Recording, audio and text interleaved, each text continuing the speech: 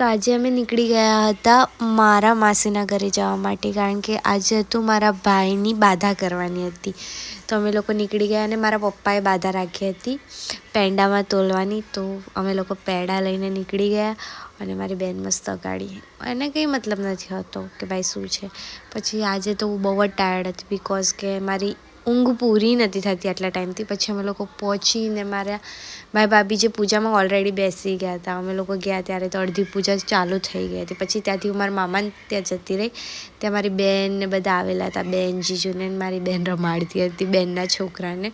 પછી આરતી થઈ, જે આરતીમાં અમે લોકો થોડીક વારની પૂરી આરતીમાં જ હતા અમે. ત્યાં સુધી મારા જ્યાં નાનુંને તોલવાનો હતો તે તો સૂઈ ગયો હતો.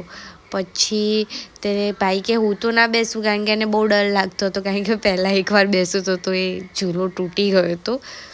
તો પછી ભાઈને તોલ્યો, સુખ શાંતિ પતી ગઈ. પછી ભાઈ કે ના હજી હું તો રડીશ. પછી મારા બેનના છોકરાને બી તોલવાનો હતો, તો તોલીને મેં